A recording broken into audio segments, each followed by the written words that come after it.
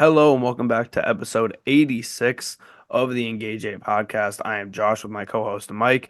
Today we have a ton to cover, starting with college football week 7 recap. We're going to talk about most of the notable games, give you a look at where the rankings sit now, and just talk about it as a whole as we approach a little bit past the midway point of the season now in college football. And then we're going to move on to talk about Monday Night Football in the NFL from last night with the Bills and the Jets. And then the back half of this pod will be previewing week 7 of the NFL season. We'll give our picks on the spread for each and every game and then give a couple of our best bets for the week at the very end of the show. But Mike, do you want to get us started with college football? Yeah, I'll get us started with some Big Ten football. A lot of Big Ten games this week. We'll start with Penn State versus USC. Big game. It goes to overtime. USC had the lead for a lot of this game, but Penn State comes back in the second half and is able to pull it off. Drew Aller had one of his better performances at Penn State in a big game. He does throw 3 interceptions, which was killer, but him and Tyler Warren were just on point all game. 17 catches for the tight end, 224 yards and a touchdown. He lined up at center at one point, caught a touchdown. Just a phenomenal all-around game from him. Penn State needed this win. They're up to 6-0 now. I think they might have jumped to number 3 in the country, I'd assume, but one of the highest rankings James Franklin has had now in his tenure at Penn State, and that game against Ohio State just continues to look bigger and bigger as we approach it. And speaking of Ohio State, we'll go to that game. Ohio State and Oregon. It was back and forth the entire game, literally back and forth the entire game. I think they had 8 or 9 lead changes. But in the end, Oregon is able to squeak past with Dylan Gabriel. They improved to 6-0. He throws for 341 yards and 2 touchdowns. They ran the ball pretty well. Jordan James, 115 yards on the ground, 155 total. Evan Stewart in the passing game was phenomenal with 149 yards. And what was the most shocking is they did this on an Ohio State defense that was expected to going into this game to maybe be the best defense in the country. They put up 32 points, pretty much could score on almost every possession. I was very surprised by that. I was disappointed in the Ohio State defense. I thought they would perform way better than they did.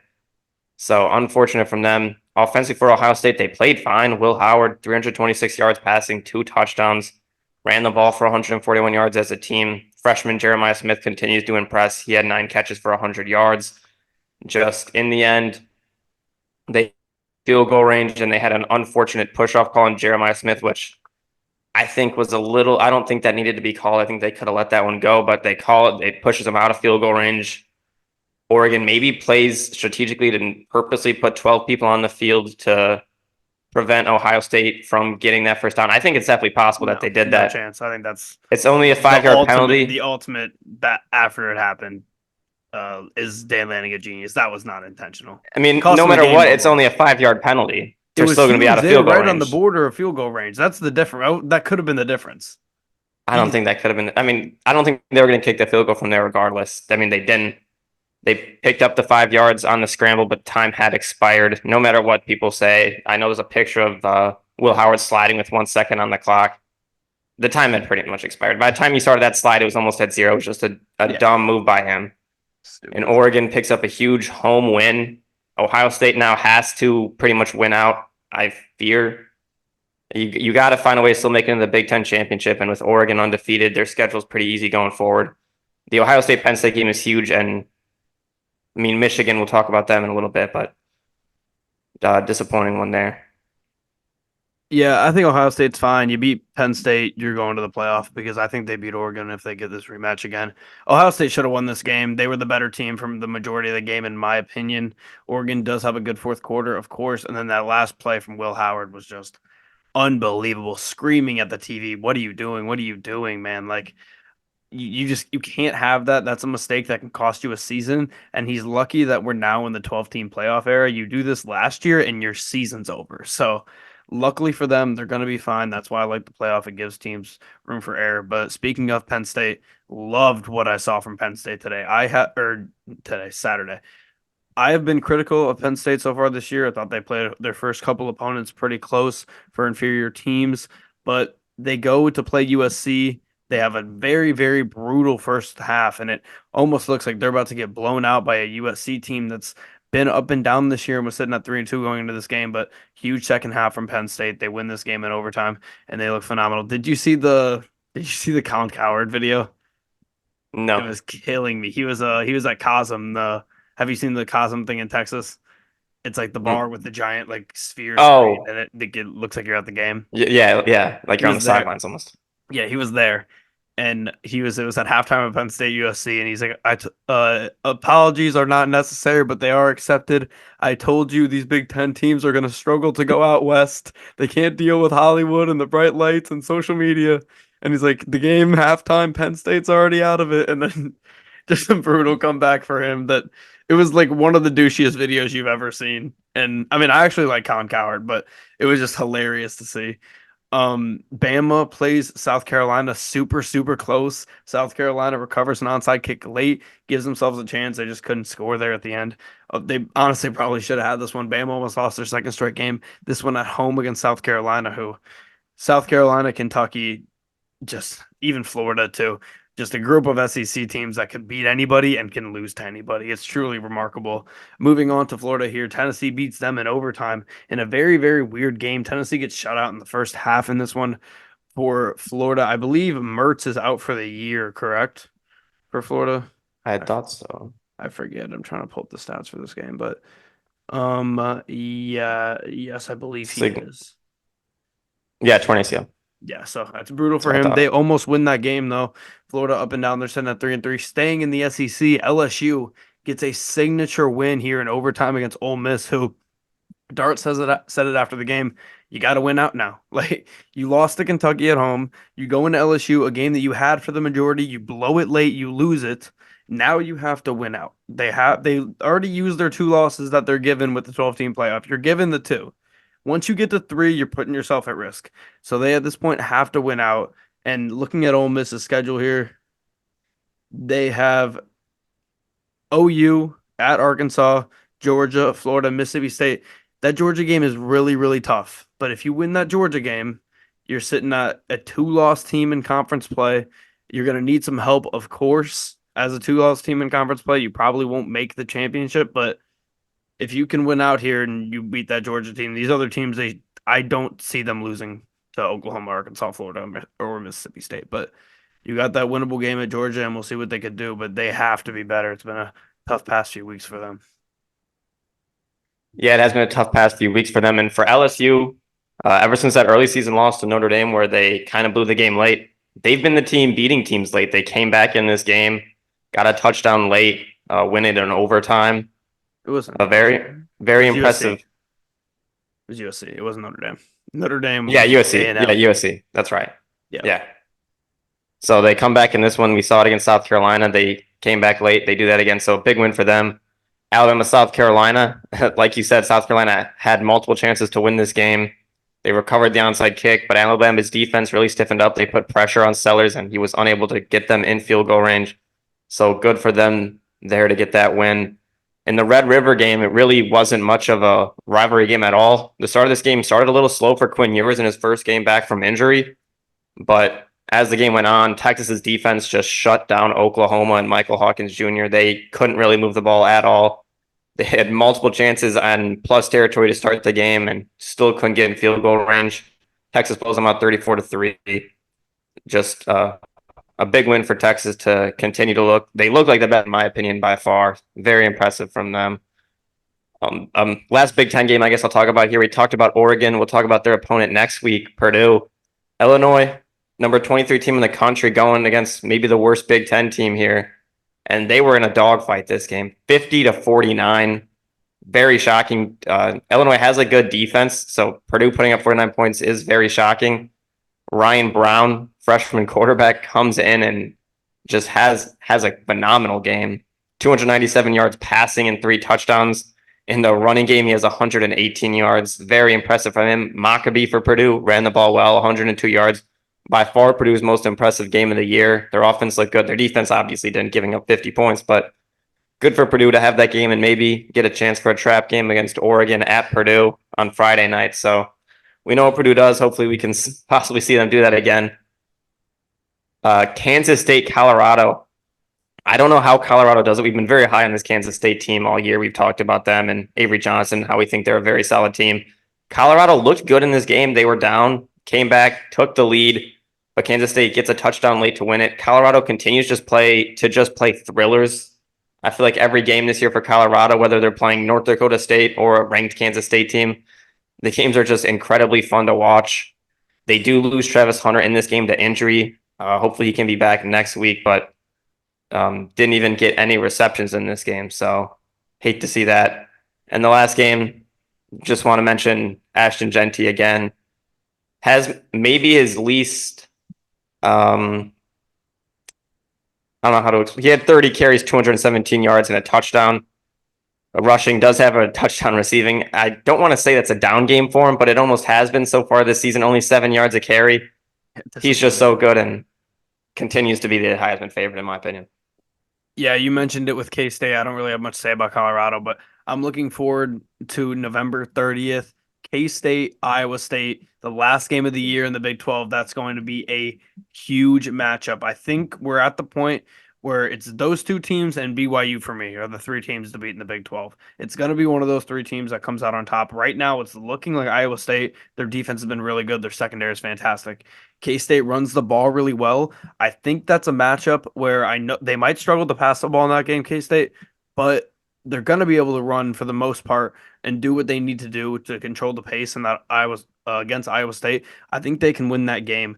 And I don't believe Iowa State plays BYU, which is unfortunate. That would be a fun game. And then K-State lost to BYU already, right? Yeah, they lost to BYU already. So that's going to be interesting. What does the Big 12 standings look? Okay, yeah. And you got Texas Tech up there as a 5-1, but Well, I Texas think Tech they will was fade. solid. Arizona State actually looks pretty good. This conference is not as bad. You look at Arizona, who loses to a tough Iowa State team this week. They're at 3-3, 1-2 in conference. We thought very highly of them a few weeks ago with Noah Fafita. You have Oklahoma State's 0-3 in conference. We thought they were maybe going to be one of the best teams, if not the best team in this conference. They're not even competing. And you got a team like BYU who no one expected to be this good, and they are this good. And even the middle teams in there. UCF is a good team. West Virginia is a good team. Cincinnati, Colorado, I think are fairly good teams. This is a very, very tough conference, and whoever comes out of it is going to have a shot. They'll probably be the 3 seed, whoever it is. It'll be SEC 1 or 2, Big Ten 1 or 2, and then Big 12 probably, yeah, 3, right? I mean, they're not going to put the ACC winner, I'd Yeah, I don't think assume, so. unless it's And that's Miami Miami. or Yeah. Clemson. But Clemson's I, been looking very good recently, too. I think there's a very good chance that either BYU or Iowa State finishes the year undefeated. And I mean, I'm looking at BYU's schedule. Oklahoma State win at UCF is actually a fairly tough game. At Utah, I think they win that one. They'll beat Kansas. At Arizona State is tough too, and then Houston. So I mean, I'm looking at that UCF and the ASU games and maybe Utah as tough games for them. But you get past those, they could easily go undefeated. Yeah, they could. Looking at the top 25 poll here, we do see a little bit of changes. Obviously, with Ohio State losing, they fall to 4. Oregon and Penn State move up one spot each to 2 and 3. Texas remains number 1. LSU moves up 5 spots all the way from 12 to number 8 at 5-1. Iowa State as well moves up 2 spots. Tennessee, although they get the win, the poll must not like how they did it. They fall 3 spots to 11. BYU is up to 13. Boise State's up to 15. Indiana as well is up to 16. So a lot of teams there. Ole Miss, obviously we talked about them. They lost. They fall 9 spots all the way to 18. They have work to do. And Pitt, they've been very good all season too in the ACC. They're up to number 20. And we've talked about it almost every week. Army and Navy now are both finally ranked. It's wild. If Army's name was Alabama, they'd be the number 1 team in the country right now. No question. It's just you take the 4 main stats, which are passing yards per game, rushing yards per game, passing yards allowed, rushing yards allowed. Army is first in 2 of them. Like Yeah. there's 3 or how many? What is it? What's the total number? 134 teams in college football, and they're first in 2 of the main 4 stats. That's just so impressive. Of course, Navy is second in the rushing yards per game, but Army's run defense has just been fantastic this year. We talked about it in the NFL. It's not as prominent in college football, but in the NFL right now, we always talk about you run the ball well, you stop the run, you're going to be a good team. My Army is that team, and oh man, I'm excited to see it. They keep rolling. They keep rolling. They got some guys looking to go go into a different type of draft. It appears. Yeah, I mean that is I That is mean, their play, but they're both ranked now. So what can you do? And Rice and who? Daly, Army's quarterback, 6 touchdowns, no picks, 482 yards passing. I mean, for an Army quarterback, that's just phenomenal. Yeah, that's all you got to do. And you got the Notre Dame game's coming up soon for Navy. They've got it in 11 days. Army has it in A couple weeks about a looks like month. Yeah. about Thanksgiving time. Yeah, but I mean, I'm looking at the other games on Army schedule. ECU at home is probably a win, and then maybe at North Texas is your Yeah, only North other hard Texas is game, really the only tough game there for Army. and then Tulane and ECU for Navy, and then Notre Hmm. Dame, obviously. So they both have three hard games left on their 11 schedules, days. honestly, and one of them is the exact same game. So, and what? Yeah, the Notre Dame game doesn't even count for as far as if we're only talking about getting the second game. The Notre Dame game doesn't really count at all. But yeah, I don't know. I don't have much Yeah. else to say about college football, do you? Yeah, that's all I got for college football. All right, moving on here then. Wait, hold on, did I have anything to say about the poll? No, I don't think I did. Oh, yeah, LSU top 10 now. So good for them. They're Hmm. back. But moving on here too. Monday night football. The Jets lose to the Bills 23-20 in this one. Josh Allen looks a lot better. There's only six incompletions here. We see James Cook get ruled out before the game. Ray Davis, rookie from Kentucky, comes in and dominates. He looked really, really good.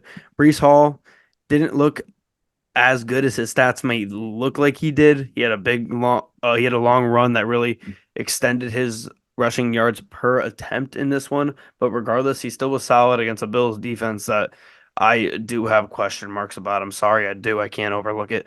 Their receiving core, Dalton Kincaid had a great game. Outside of that, nobody else really did. You see, Ray Davis had a huge 42-yard catch that made him the leading receiver for the Bills. But the Bills, we'll talk about it in a bit, of course, do acquire Amari Cooper, who we are he's a big name. I don't know if the people who are talking about how big of a move this is know that he's the leading drop receiver in the league right now. I don't know if they know that, but regardless, you see on the other side, Garrett Wilson and Alan Lazard looked like Randy Moss and Jerry Rice out there. 6 for 114, 8 for 107. They both get in the end zone. The Jets lose this one on a bad pick. Rodgers blames Mike Williams. He slips and Rodgers throws a pick. It was a tough play for the both of them, and I guess both of these teams went and acquired a receiver because the Jets now have Devontae Adams, which makes their life a lot easier, especially Aaron Rodgers. I know the Jets are 2-4. I still feel confident. I picked the Jets to win this division. I'm going to stand on that. I still think they can win this division. I still think that Miami's not going to get to it in time to win this division. The Patriots are not, and I still think the Bills have too many holes than people are acknowledging as far as especially defensively. And we'll see what I think they're still going to be solid offensively, but if you're secondary, I mean, the Jets aren't playing great offensively right now. So it's not a shock they only put up 20 points. I'm not going to credit that to, wow, the Bills defense had a phenomenal game because I really don't think they did. I think the Jets kind of shot themselves in the foot more times than the Bills actually went out there and made a play. But regardless, the Bills get the win. They moved to 4-2 with, oh, we didn't talk about their strength of schedule remaining, but they do not seem to have a ton of tough games here. They have New England 2 of the last 3 weeks of the year, which is pretty crazy. And then they play the Jets in between there. They got Miami once. They got the Titans, Seahawks, Colts. Yeah, they got some Rams. Yeah, they got some winnable games on the schedule, I can't lie. But it is what it is. You play who you play. Some teams have to play it. Every good team, some teams don't have to, but it's if I have to look at this schedule right now and make a prediction, I'm gonna say the Bills either win the division or are the top wild card and they get bounced in the first round when they have to actually play a good team because they're gonna get killed by Oh, KC. I think San Francisco beats them up. I think the Lions beat them up, and then they'll lose to one of these bad teams at least. So we'll see. yeah, that wouldn't shock me. There was just another third blockbuster trade that just happened. Cam Akers goes to the Vikings in a big move, but Really, well, yeah, seems like it'll just be a backup for Aaron Jones in the future.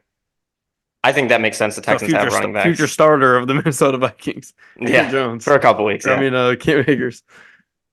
Good game for the Jets offense here. They only put up 20 points, but I'd say they looked better than what they have all season. They got the ball to two wide receivers, Garrett Wilson, again, back-to-back weeks where he has a solid game, 8 catches and 107 yards and a touchdown on 10 targets. Nice to see that. Hopefully his targets will remain the same with Devontae Adams coming to town, but we know Aaron Rodgers is going to throw the ball to Devontae Adams a lot. We see them already hanging out together. I think Devontae Adams flew there last night, so they must have known this was happening yesterday after the game, I assume. Brees Hall does benefit a lot from that one big run, but he does look better than he has. He was good in the passing game as well, 5 catches for 56 yards. Just Bills were able to pull away late. It was a close game. Josh Allen, again, doesn't throw an interception. No turnovers there. 2 touchdowns, no picks. Ray Davis was good on the ground for him with 97 yards with James Cook surprisingly not playing. Kincaid solid in the air. One of their best wide receiver or receiving weapons, 6 catches for 51 yards. And then Ray Davis had that big scramble catch from Josh Allen.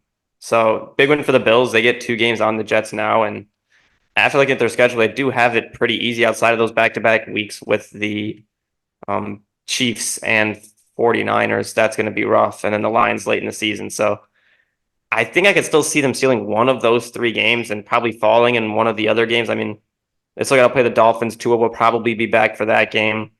But they got a lot of winnable games. They just have to not lose the teams that they shouldn't lose to. I just don't. I mean, I don't doubt that they could score enough points to win those games. I just don't know how they guard those teams. I don't know how they force the Lions to punt. I don't know how they force the Chiefs to punt. I mean, in the regular season, the 49ers, for some reason, just play better against the Chiefs than they obviously would in the playoffs. They can't beat them You in mean the the playoffs, Bills? but the Bills, Bills yeah, play better? Yeah, I mean, that's true when the games don't matter. Josh Allen's a exactly. demon. But um, moving on here to our week 7. I can't believe we're already in week 7. Yeah, That's but crazy. quickly, even if you look at the Jets schedule, they got it pretty easy too coming Yeah, up this we season. did just talk about this yesterday and kind of forgot about it. This is the division that does all the easy schedules. Yeah, So, I mean, Steelers is maybe the Texans is the hardest team they play all season well, I'll tell coming you, up. I'll say this. They have an easy schedule. This is crazy. Yeah, Texans and honestly. Bills. That's it. That's all the Jets have left. That's I mean, So the yeah, 2 game lead does Dolphins. matter a lot, of course. I will say this though, the Bills barely beat the Jets last night. And when they play the Jets in week 17, the Jets are going to be a significantly better team than they are today. And I can't say the same thing for the Bills.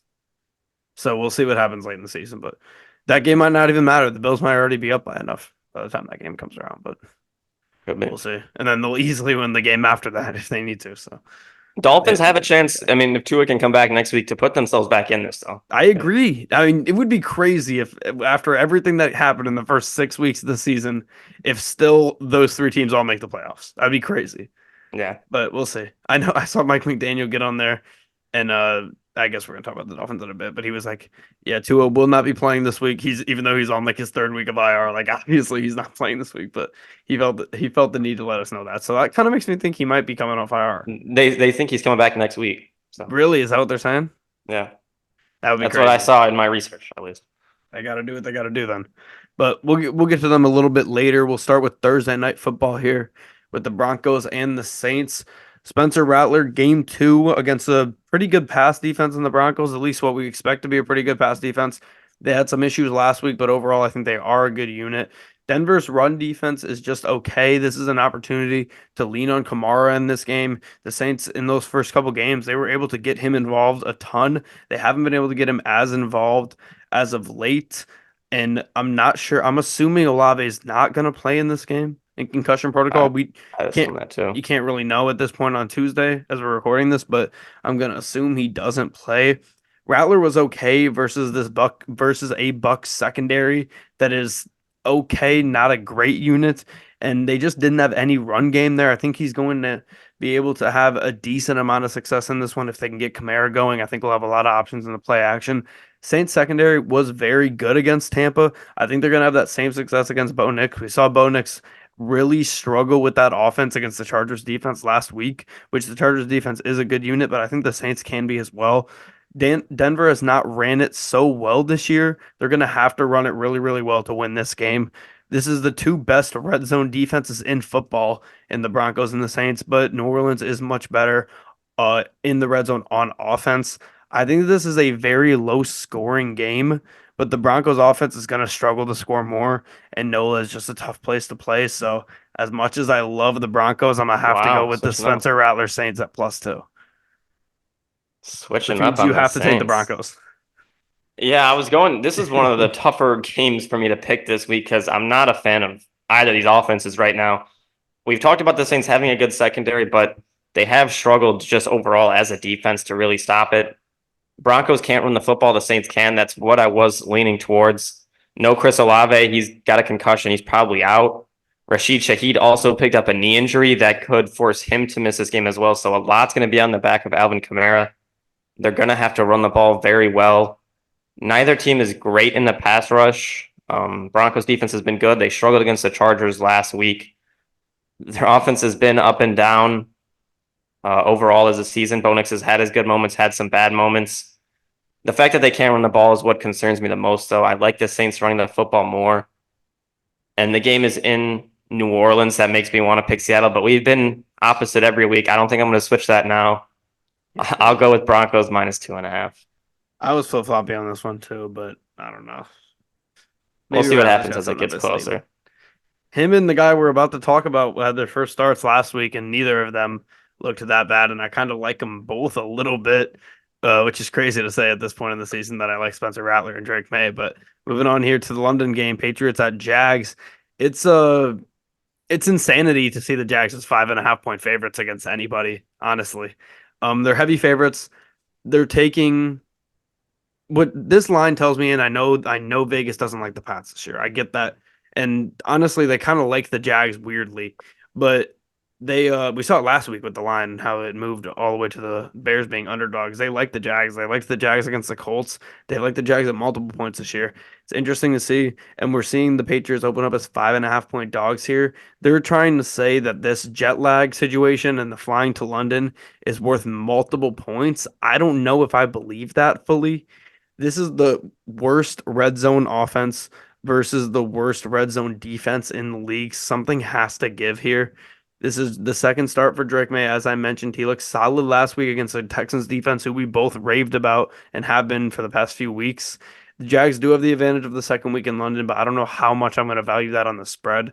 New England's run defense has been up and down. I think they're going to have success against Jacksonville. They've struggled to run it. ETN isn't going to be in this game. Bigsby's been good at times, but at other times he hasn't been good. We'll see what that looks like. It's tough for me to take the Jags as 5.5 point favorites versus anybody. And historically, I'm going to take the Patriots over the Brits, and I'm going to go with New England +5.5. Yeah, this is just another game. I think these first two games are two of the harder games for me to pick this week almost. Drake May looked solid last week against that Texans defense. You said it. I thought he looked pretty good, and this Jags secondary is not good. We saw last week again against the Bears. They looked very bad. It looked like it was rock bottom, but a lot of the times when you think you're at rock bottom, there's one more level below that, and that's rocky or bottom. And I think that could be what's happening with the Jaguars here. Doug Peterson after the game said the team needs a culture change. I just think that's absolutely absurd for a coach to go out in the public and say that because You're the culture. in order for the team to have a culture change, that usually means you have to fire the head coach, which would mean he's saying the team needs to fire him basically. I think the Jags lose this game. And I think after the game, Doug Pearson gets fired. We've seen it a couple times. We saw it earlier this season with Robert Saleh being fired after London. Last season was the first time we really realized this Patriots team was probably going to move on from Bill Belichick after the season. 2014, Dennis Allen was fired from the Raiders after London. 2015, Joe Philbin was fired after the Dolphins from London. There's a little bit of a trend there. This is a must-win game for Doug, but I don't think he gets that done. Robert Kraft last year, I remember when I was talking about the Colts playing the Patriots in London. Or no, that game was in Germany, wasn't it?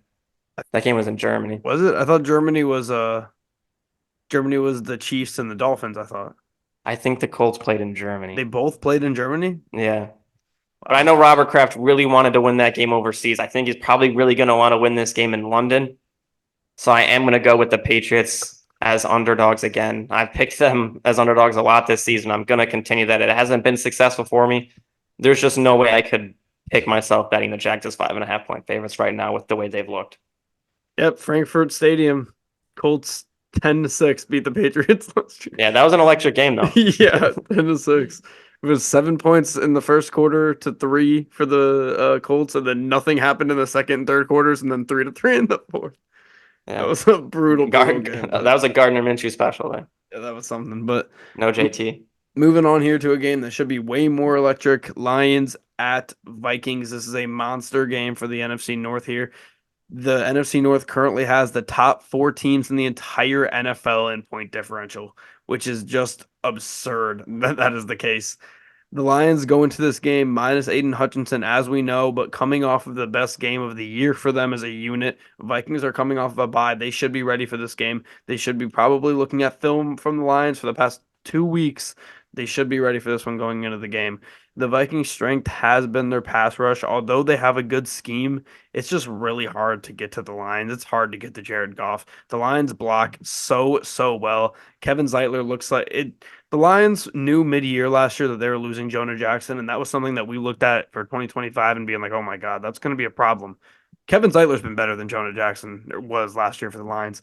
So this is just a massive improvement. This O-line is just miles ahead of the next best O-line in the league, and I think they're going to be able to hold off even the toughest of schemes here. Goff has had an unbelievable time in the pocket this year. There were some clips from that Cowboys game where Goff was in the pocket, which seems like 6, 7, 8 seconds, just has all the time in the world because, and I know the Viking or the Cowboys D line is beat up, but still, it's hard to get to him. And Ben Johnson, I'm sure as hell, is ready to go against the guy who he knows is going to send blitzes this way. I know he knows that that is what's coming. Minnesota's offense has not been the star of this team. The defense has been the star of this Minnesota team. The Lions defense is maybe okay in this game. They're going to obviously have to get to the passer. You don't have Hutchinson. You don't have Davenport. You don't have Derek Barnes, who, although he's not a true edge, he's a linebacker that does rush the passer a lot. You're going to need Levi Onwuzurike to step up. You're going to need Josh Pascal to step up. Ali McNeil's been doing a great job rushing the passer from the D tackle position. DJ Reader's been great at that for the entirety of his career. I think they're going to be able to find some sort of pass rush. I don't think it's over here without Aiden Hutchinson. The reason that Aiden Hutchinson was having such a good year is because, yes, he improved, but he also got weapons around him who are starting to really step up and get to the passer, and that's helping him drastically. The Lions defense had an amazing start to the year, and that really just goes out to Aaron Glenn. He has fully turned it around. They got him some more talent in the secondary with Carlton Davis and Terrion Arnold, and now all of a sudden you have a healthy Brian Branch, a healthy Kirby Joseph, and now this defense is playing well. 17.4 points per game allowed for the Lions this year. They've done great on defense. I expect that to continue in this game. Minnesota's bad pass defense and good run defense are slightly deceiving on the stat sheet. They've obviously been ahead in most of their games they've played. So the pass defense has given up a ton of yards there. They haven't given up a bunch of running yards because people have not been rushing the ball against them because they've been up by so much. So I'm not looking at this game as, oh, Minnesota's run defense is great. Are the Lions going to be able to run it? No, I don't think they're as good as they're showing. I also think their pass defense is better than it looks on paper. So I think those two things will about even out. This Lions offense is just rolling so hard, though. I just cannot not see them scoring a decent amount of points in this game as long as they don't turn it over. That's the number one thing. If the Lions turn it over in this one, they're in trouble. If they hold on to the ball, they're going to win the game. The Lions' red zone defense in particular has really shined. I think they're going to be able to hold Minnesota to field goals in this game.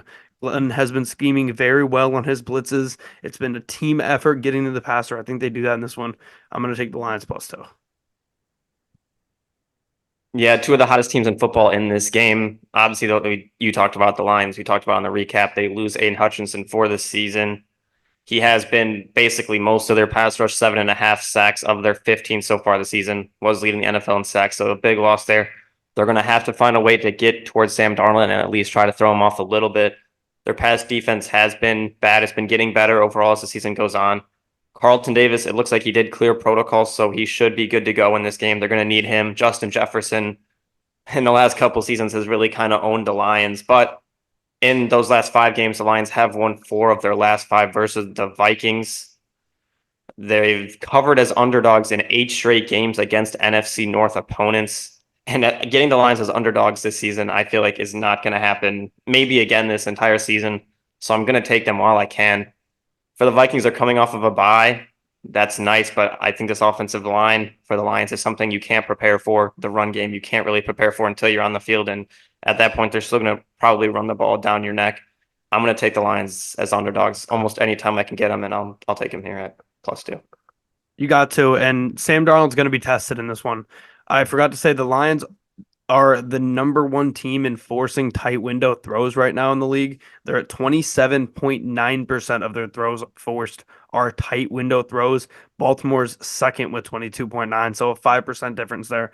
That's huge. They're really good at that. You force a guy in Sam Darnold who is serviceable but not fantastic to do that. It's going to be a tough day for him. So I like the Lions in this one. Moving on, staying in the North though, with the Texans at Packers, probably these might be these two and the Chiefs Niners game are probably the three best games of this week here. And Two, none are primetime yeah, or crazy. standalone. But And we have 4 primetime games. yeah, 5. wild. 5 standalone, or not standalone, but I guess 5 primetime games. Yeah, yeah, because you can't call them Monday night games standalone. Did you see they're pushed back too this week? Yeah, They're not 8 even the o'clock regular start, time. man. One 8 of them's o'clock one of them's start. 8:45, I think. Well, yeah, 8:45 for you. Yeah, 8:45 Eastern start to a football game. They said it's probably a 9 star for you, so have fun Yeah. with that. And it's on ESPN Plus, so Wait, really? It's not on yep, ESPN two or yep. ABC? It's an ESPN Plus game. That's odd. Which game is that? Chargers Cardinals? Yeah, ESPN Plus. Right. Allegedly, that's what I saw on It's on Stream online. East. But moving on here, Texans at Packers. Two defenses that have shined despite being offensive centric teams. If you told us in the beginning of the year that this Texans team and this Packers team are being carried by their defenses right now, I would definitely not expect Wow. that to be the case. What are you looking at? Well, McManus? speaking of the Packers, well, they've had their kicker Brandon Naverson or whatever has been the Mhm. worst kicker in the NFL so Yeah. far this season at about 70%. And as we're talking about the Packers, they signed Brandon McManus to a 1-year deal. So And as we were talking that about could the be big. Vikings, I forgot to say I saw I don't know how true it is. I saw some tweets about maybe Aaron Jones is going on IR. I don't know if that's true. I mean, I saw Schefter just said with the pickup of Cam Akers, it isn't, or Pelissero said it isn't a reflection on any long-term concerns about Aaron Jones, who could play Sunday. So, Okay. I interesting. mean, regardless if he doesn't play, Cam Akers isn't a good start against the Lions, but No. at least fantasy wise. But I could see him being a good start going forward. He looked kind of explosive when he played for the Texans here, but crazy. Three of the last four teams we talked about have all made trades in the last like minute. But yeah, Houston has the league's best red zone offense right now. It's them and the Ravens are tied for one. Green Bay has been towards the bottom in the league in preventing red zone touchdowns. That's definitely something to look at here. If Houston can get in the red zone, they should be able to score pretty easily in this one. Texans have been able to run it really well with Mixon. We saw with, I mean, Akers looked explosive at times, but we saw with the Gumbawale, they were not able to run the ball. Mixon gets in, all of a sudden they're dominating again. But Green Bay's run defense has been great. Houston has been super impressive versus the pass. I think they could lock down this Green Bay offense, especially if they don't have Jaden Reed. Do we know the update on him? I do not. It was high ankle, right? Well, no, well, Jonathan Taylor was high ankle. I don't know if he was high ankle. Back in Sunday's game, looks like. So, he should be back. They're saying maybe he shouldn't return punts. I agree, but yeah, looks like he'll be back. Regardless, He's a great punt returner though. I still think that the Texans defense can have some success here. Packers have really only had two good games passing the football this year, so we'll see what they can do. If the Packers can get it going with Josh Jacobs, they will be in a good spot this game. I just don't think they're going to be able to do that. Houston at this point just has a lot less holes, in my opinion. I know it's in Lambeau, and I'm struggling to not take the Packers here. But at 3 points, I gotta give myself some insurance and take the Texans, who I think are the better, more complete team at this point. So, give me Texans +3. I completely agree. Two very hot teams. We look at the Packers though, and I wanted to have it pulled up. I didn't. You look at some of the Packers wins, and they're not as impressive as. I mean, they're 4-2. That's great, but wins over the Cardinals, who haven't been great, banged up Rams team, a Colts team that was just playing bad, and a Titans team that we don't think is good. Those aren't the most impressive wins overall. I still think this Packers team is good, but I think putting them as 3-point favorites over this Texans team that has a lot of talent, very good. They are missing Nico Collins. Obviously, he's on IR, but I like the Texans in this game. With Joe Mixon back, they've been great in the run. They're 9-1 when they can rush for at least 100 yards with CJ Stroud as their quarterback. So far in his 2 or 3 games, Joe Mixon has done that in every game. Packers do have a good rush defense. The pass defense has not been good, giving up the 8th most passing yards per game. I like the Texans in this game.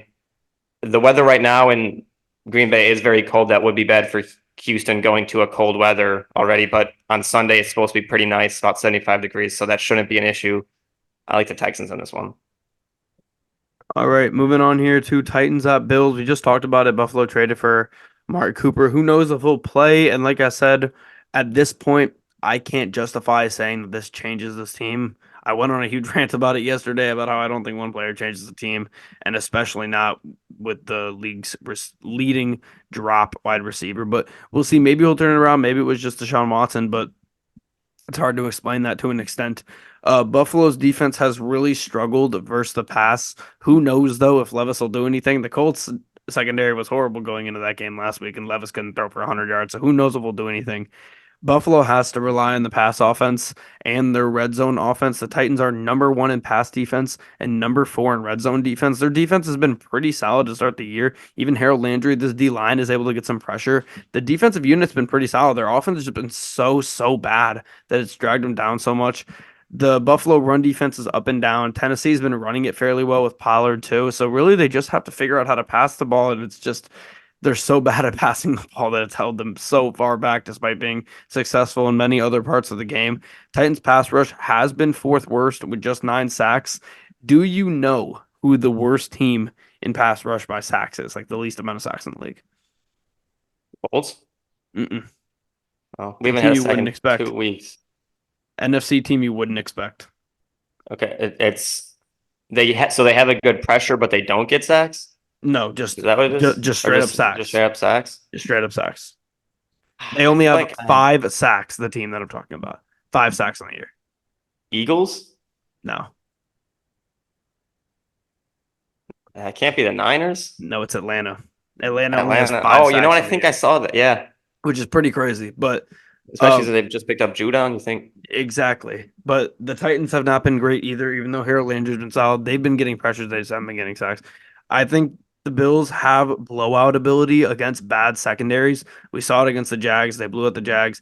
But against when they played against good secondaries, they haven't been able to blow teams out. They played in close games, even against Arizona. The Titans secondary is good enough to keep them in this game with a huge spread, and you know where I have to go in this one. I got to go with the Titans plus 8.5. I'm doing it again. Doing it again. Yeah, I don't doubt that the secondary for the Titans can slow down the Bills' offense. They obviously could. They have one of the best defenses in the NFL so far this season. Somehow, they're top in pass defense. They're very good in run defense. They're the top total yards per game defense in the NFL. This does have trap game possibility. Obviously, with an 8.5 point spread, the Bills could still win the game and not cover. Josh Allen's been solid this season with 10 touchdowns, no turnovers. He does have 10 turnover worthy pass attempts, which the Titans could be able to take advantage of that. But what it really comes down to for me for this Titans team especially is I bet on them last week to beat the Colts. That didn't happen.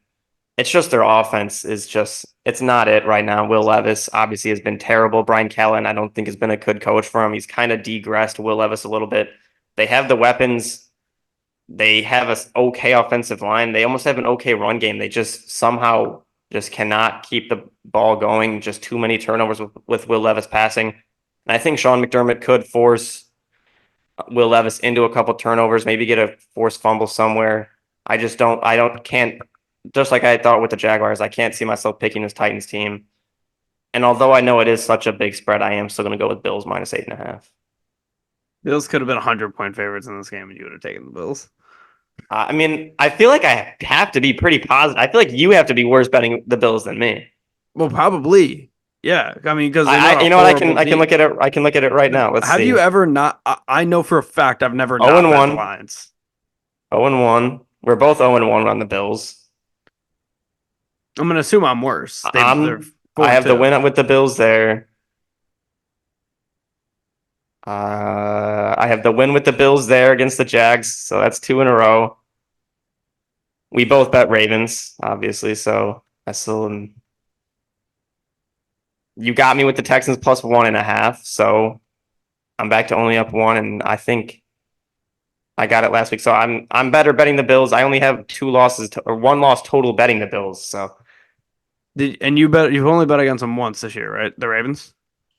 yes, How many times do you think you bet against them total on the show, including last year? not much. Or I have two losses with the Bills this season. betting on them and then betting against them. Yeah. Or wait, Yeah, no, just just betting against overall them. in this through 6 weeks, I'm 4-2. It was the Cardinals and the Texans are my two losses. Yeah. I mean, And I'm week just one, not I feel selling. like had to kind of just been a fluke with what we've seen from that Cardinals team since. Oh, I mean, we just weren't. We were horrible in week one in general. Well, week So ones through five, we were pretty bad. yeah, brutal. But we're on Maybe the one through upward four. trajectory. We'll see what those total records are looking like. Maybe we'll throw them back on the screen. But some, You know, they're looking better now. what are they sitting Do at? you want me Like, to say them? sure, go ahead. You're 39-41-2. Not terrible. 39-41. Oh, that's not bad at all. And I'll I'm take that. 37-43-2. That ain't bad. I'll take 2 games Where under we're coming, 500. we had a couple just terrible weeks. That's We've against the recovered spread. That's pretty good. Hovering around against the 50 spread. is That's good. solid. Yeah. Yeah. I It's mean, not. if we were betting just picks, we'd obviously be pretty Well, that's the whole way reason we higher. changed it from Yeah. last year. It's because it's pretty easy to get a Hmm. majority of the games right on just betting money line. That's why it's minus 500 to bet money line. But Yeah. I've seen a couple people on Twitter talking about how great their money line bets have been. yeah, yeah, exactly. Yeah, congrats on betting minus 500 6 times on winning. But regardless, we'll move on here to I bet that person probably would be way under 500 on the spread too as well. But moving on here to Disrespectful. Seahawks at Falcons. Seahawks trying to not lose their fourth straight game here, but they do have a tough game here in Atlanta. Falcons match up very well with Seattle, especially in the secondary. Seattle has a ton of weapons they can throw to. Geno's been great, but the Falcons secondary I think is very, very impressive. I think they'll be able to match up pretty well. Forces Seattle to have to run the ball in this game, which they've only run it well a couple times. They ran it well randomly against the Lions, but that was more outside the tackles against the DBs than it was against right up the middle. They have not run it well up the middle this year. Their run defense has also not been great. I think Algier and Bijan are going to have another good game. They had a good game last week against Carolina. I think they build on that, have another good game here. Geno has gotten sacked a ton this year, but Atlanta's pass rush, we just spoke about it 5 minutes ago. They only have 5 sacks on the year. So we'll see. Does Atlanta have a breakthrough in their pass rush against a horrible or I would almost say a horrible line, but a quarterback that's gotten sacked a ton? Or does Atlanta's pass rush just suck and then all of a sudden Geno has all the time in the world and he can throw it? There's no way to really tell, but I like Atlanta as a whole more at this point, and they're at home, so I'm gonna take the Falcons -3. Yeah, this is one that I like a lot this week. Seahawks defense hasn't been good against some of these top teams. Their offense can put up a lot of points and quickly. We've seen that in a lot of games this week. We saw it against the 49ers from the but in recent weeks, 3 weeks in a row now, we've seen them lose after a top 3-0 start. They are the best passing offense in the NFL with 276 yards per game passing. But the Falcons' pass defense, I think, has potential to slow them down. Ninth in pass defense. They've been getting the ball to the Falcons' offense has been getting the ball to Bijan and Drake London a lot recently.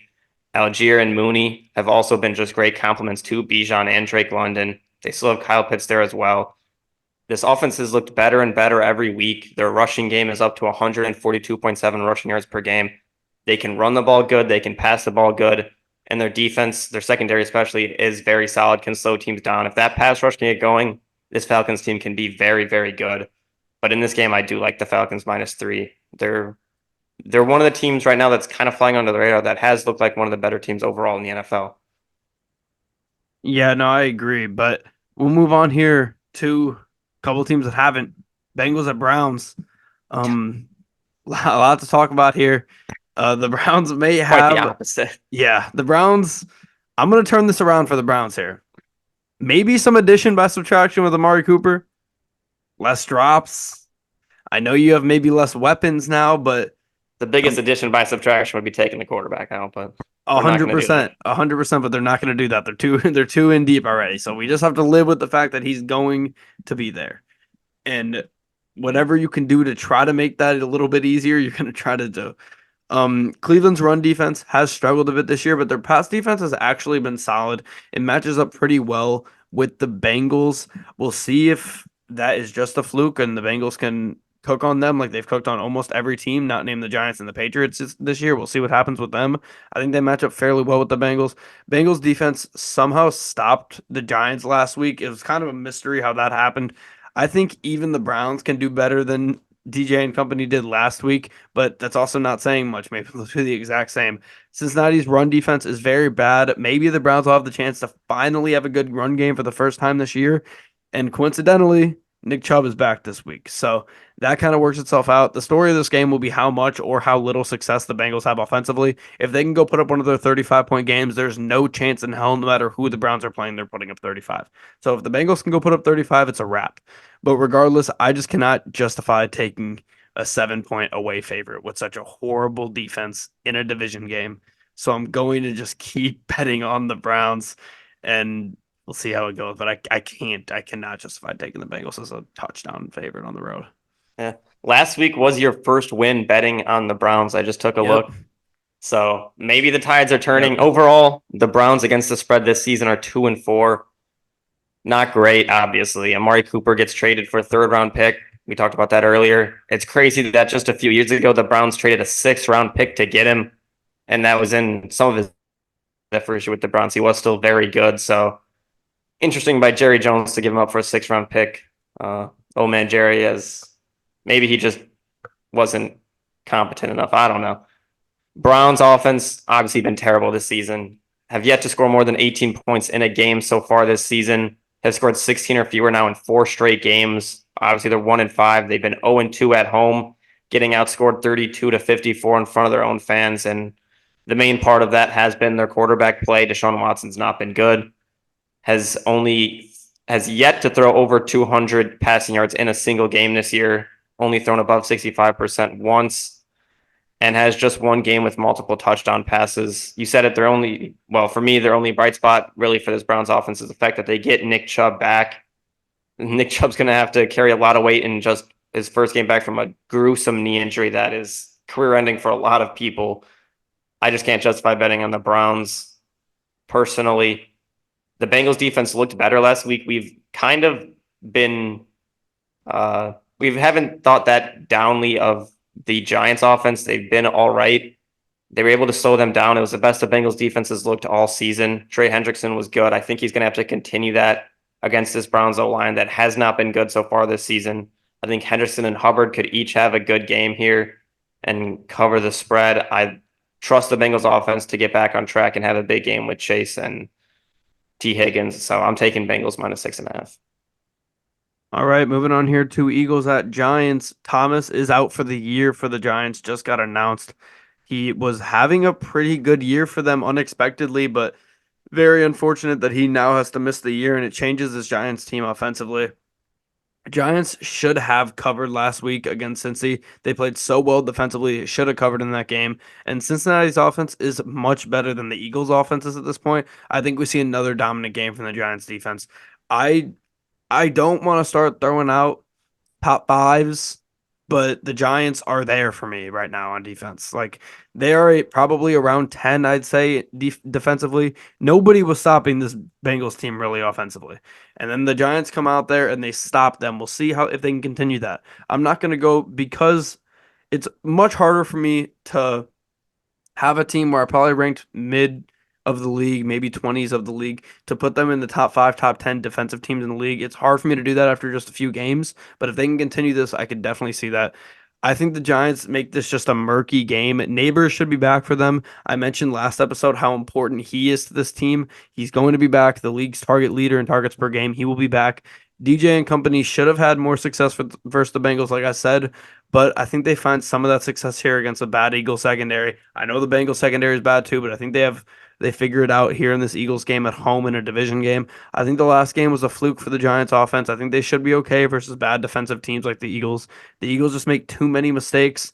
There are just too many home underdogs this week for me to keep taking these road favorites. I'm going to just keep rocking with the home dogs at Giants +3. Yeah, we've been pretty quick to pick the Giants in a lot of recent weeks. Saquon Barkley is making his return to New York, playing the Giants first time, playing against them. Eagles offense hasn't been able to find a rhythm recently at all. They did have a couple big injuries in the game last week. We saw Darius Slay leave the game with a knee injury, Jordan Mailata leave the game with a hamstring injury, and Dallas Goedert with a hamstring injury early in the game. If 2 or maybe all 3 of those guys don't play, That could be very concerning for the Eagles, especially Mailata. If you give Brian Burns or Kayvon Thibodeau a chance to go against a backup offensive lineman, that could be huge.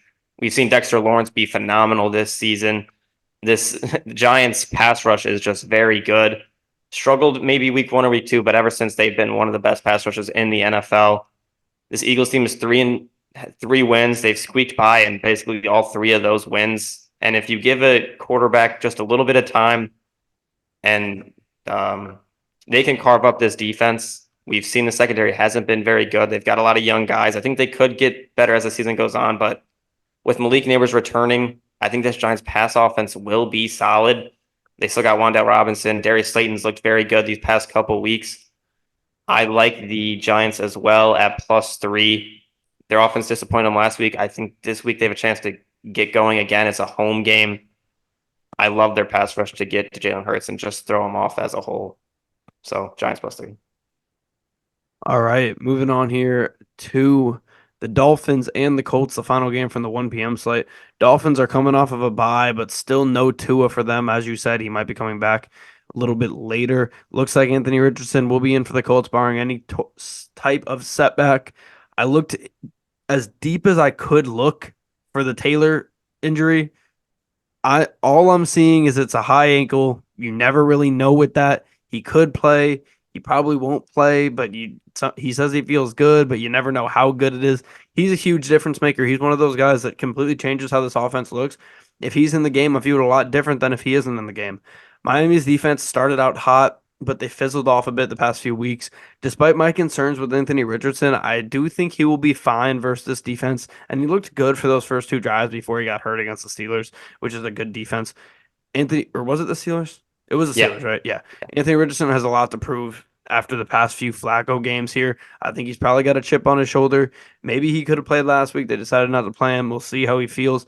Indy has been very bad defensively, but they've shown flashes versus these offenses. They've shown that they can get stops when they need to, and they're not completely incompetent versus anybody like some other defenses are in the league.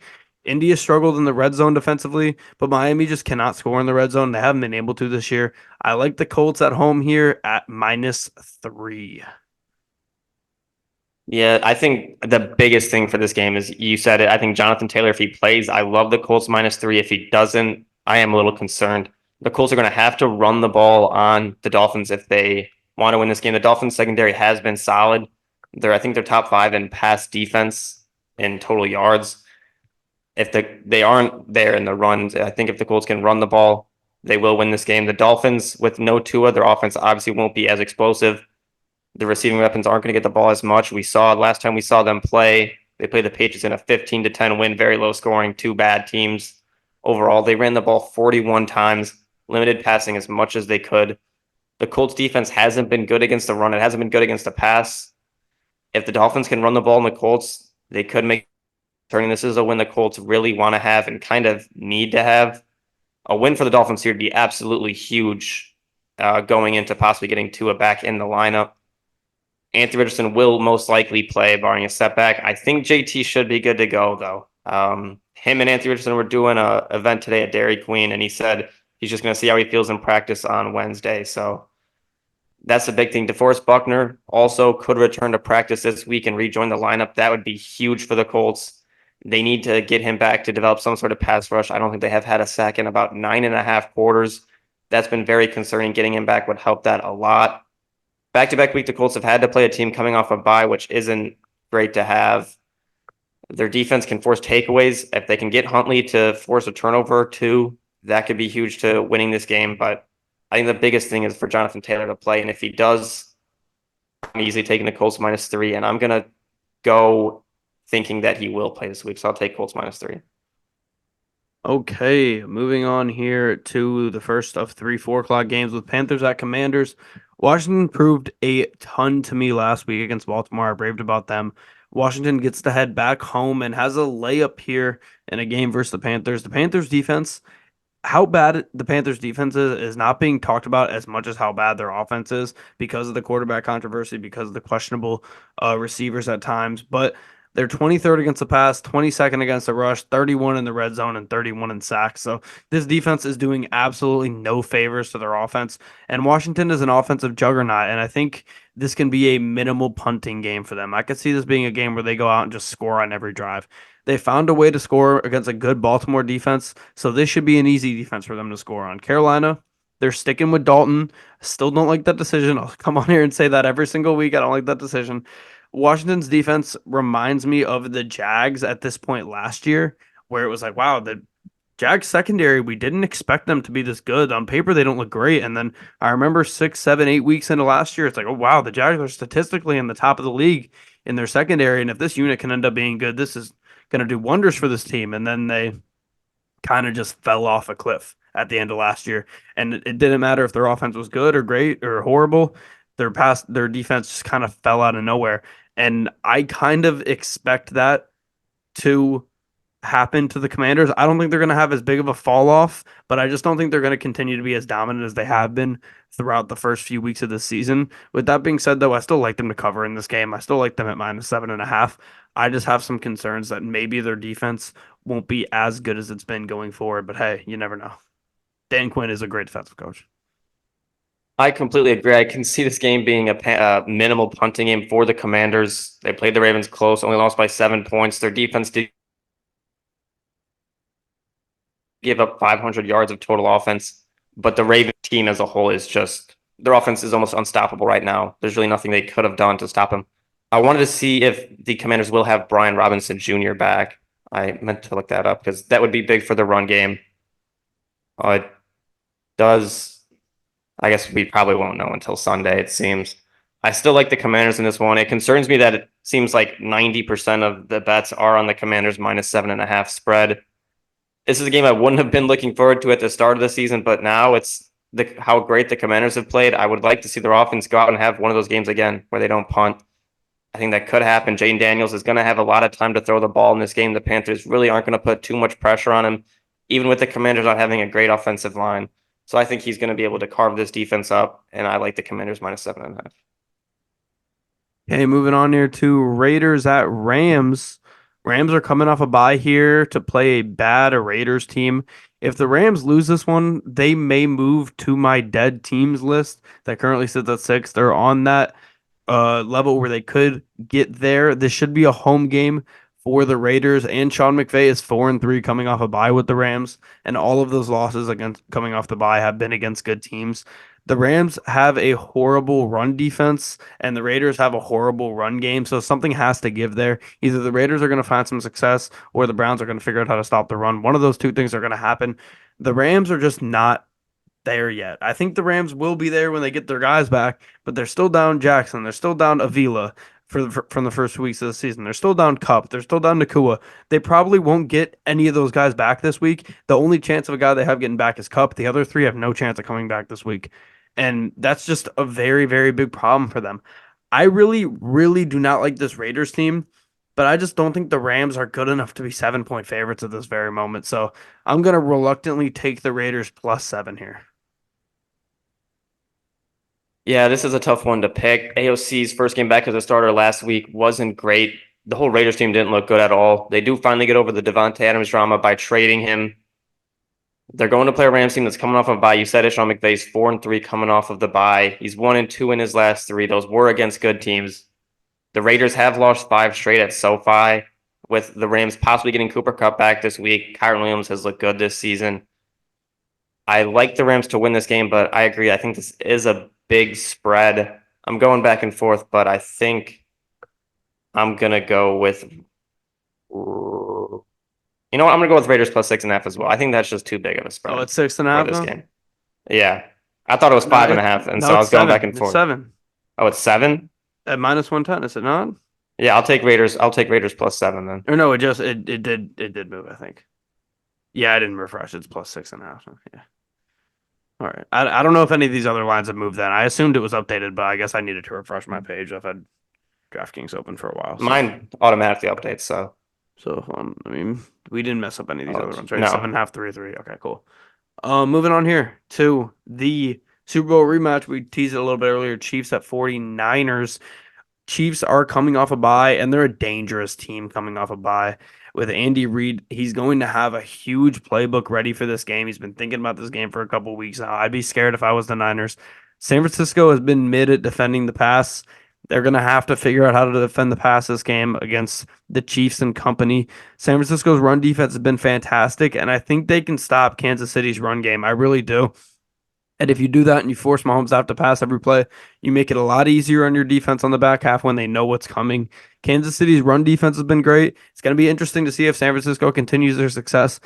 The Kansas City's defense has really thrived off stopping the run. It's helped them keep themselves in a lot of these games.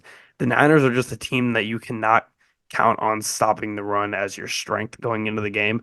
Pass defense for KC has also been up and down, just like San Francisco. San Francisco is really starting to get hot in the pass game. Everybody but Ayuk is starting to really get fed in this offense.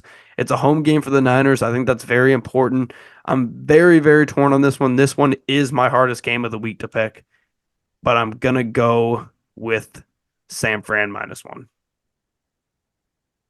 Yeah, I really want to pick San Fran for this game, but everything I look at just is screaming Chiefs. Mahomes as an underdog is 10-3 straight up, 11-1-1 against the spread.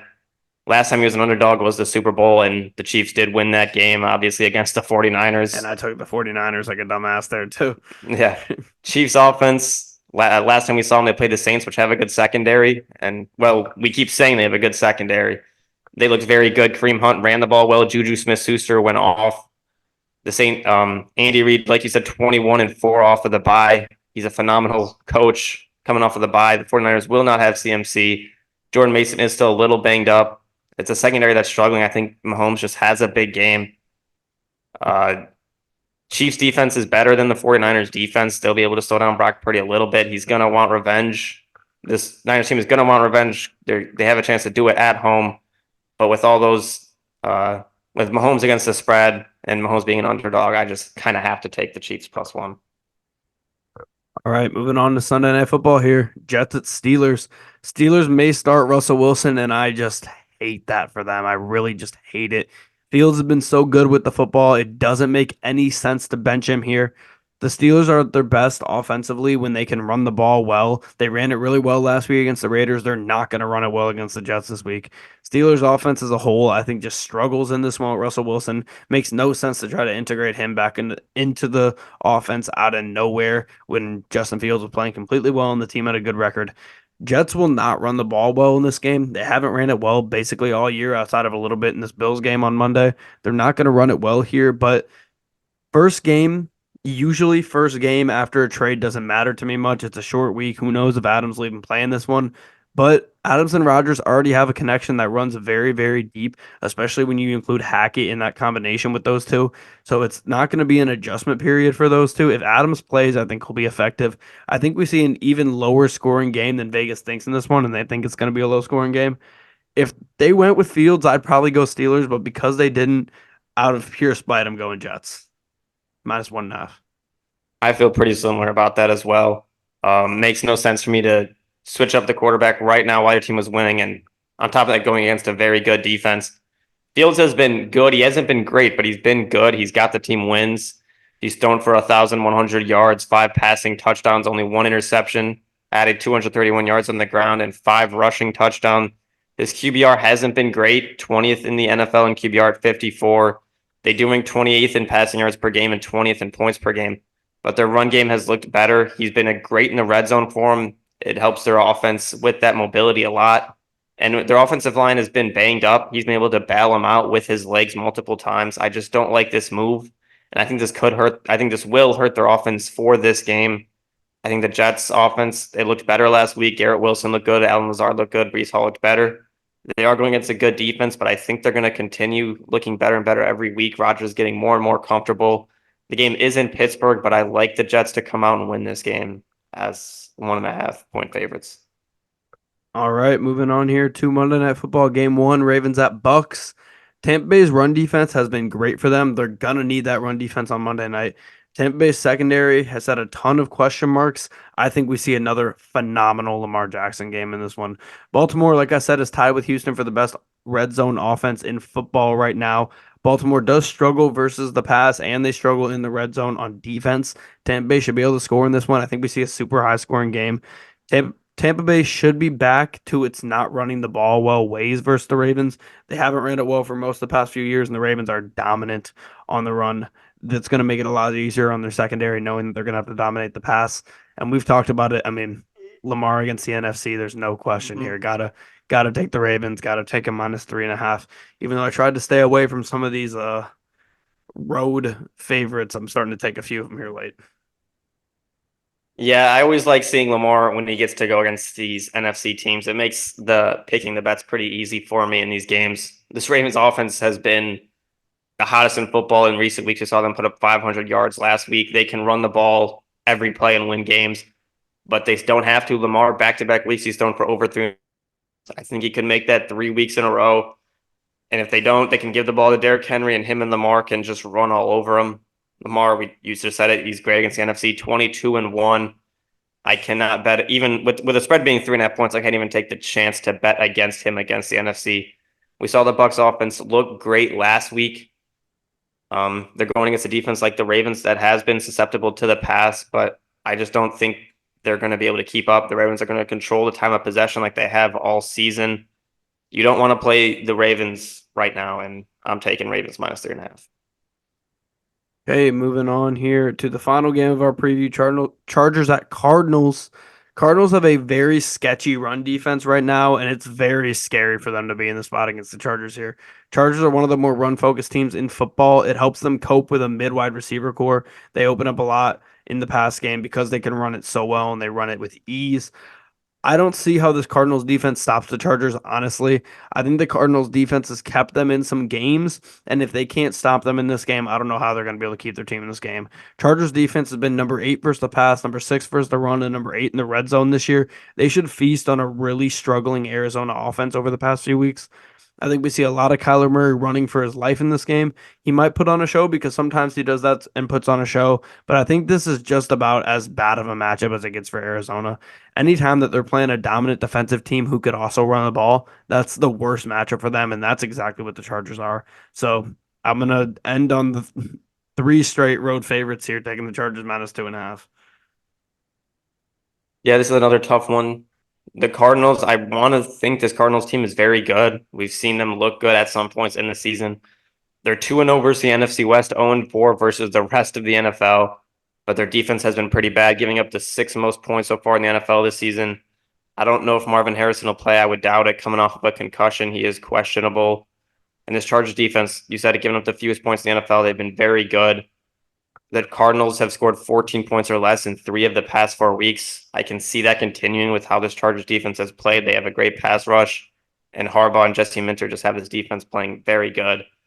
And I'm gonna go with you. I'm gonna go Chargers -2.5. I just think this Chargers team is gonna be able to run the ball, and J.K. Dobbins is due for another big game. All right, we'll move on now to our best bets of the week. I'll start by taking my Lions pretty convincingly here at +2. I like them on the money line. I'm going to take them here on the spread at +2 on the road. I think they at the very least compete in this game. I think if they do lose, I think it will be on a last second field goal type situation for Minnesota. So give me the Lions +2.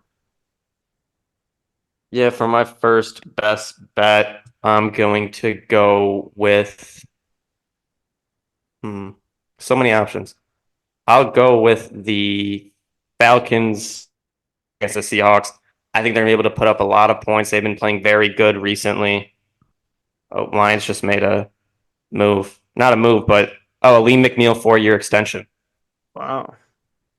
Interesting move there. But yeah, Nice. for my best Weird bet, for you to try to do that to me like that, though. I mean, Lions just Rappaport made a just move. tweeted Yeah, I the see. Rappaport tweeted the Lions lock up a key piece. Yeah, I So see. I turned his notice off because he just showed like that, but yeah, yeah, okay, I like that. It's a good deal. Ali McNeil's been playing out of his fucking mind recently, so it's a good deal.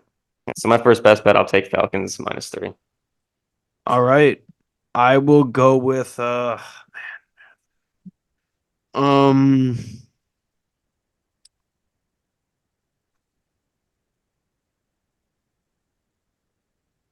gonna go with the hold on. Hold on. This is really tough for me. I have a ton, and I don't really like any of them. But um, I feel similar. I have some that I like though. I'll go with Oh man, the Chargers gear you minus can two and a see half. you can see Chargers the minus. gears turning in live action. Yeah, I'll go with Chargers minus 2.5. Like I said, I just maybe it's recency bias, the game we just talked about, but the Chargers, and I feel like I do that a lot actually. I feel like I very often pick best bets on the game we just talked about before, but um, yeah, I think the Chargers just match up so well with Arizona, and as much as I hate taking road favorites, I think the Chargers just match up too well to not take them here. For my second best bet, I've picked this team already 3 times in 6 weeks as a best bet team, and I'm 2-1 picking them. I'm going to continue it. We just talked about them. Ravens minus 3.5. This team is so good. This offense is going to score a lot of points. They're going to be able to run the ball, probably pass the ball as well. I think they just. I don't know if the Buccaneers really can stop them unless Vita Vea has a career day and just shuts the run game down almost by himself. But I think the Ravens minus 3.5 is my second best bet. I can't believe I'm about to take three road teams. I think I almost bet every single home team but these three almost this year or this week, except for like the Ravens. But I'm going to take the Jets. I don't, it's such a low spread, and I don't see how the Jets don't win this game if Russell Wilson's at the helm for Pittsburgh. So I like the Jets a lot in this one. I think their offense already looked. I mean, Bills' defense ain't great, but I think their offense already looked better. And I just don't see, even with Russell Wilson, I think the Steelers really struggle against this Jets defense. So super low scoring in that one too. So that is my third. For my third, I'll go with. I don't know if I want to do it again, but I think I'm going to. I'm going to go with Giants +3. I did it last week and I picked the Giants as underdogs. I'm going to do it again. I think they can beat this Eagles team.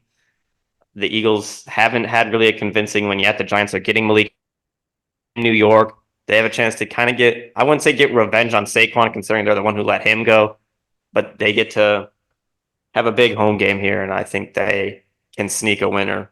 I think they could push. So I like Giants +3. All right, that about does it for this episode of the Engage A podcast. We'll be back on Monday to recap all these games and give our thoughts and our studs and duds for the week. And then a week from today, we'll be back to do this all over again, recapping week 8 of college football, previewing week 8 of the NFL season. So tune in for that next week. Don't forget in the meantime to like and subscribe and hit all the links in our description for Spotify, TikTok, and all that good stuff. And we'll see everybody in the next one.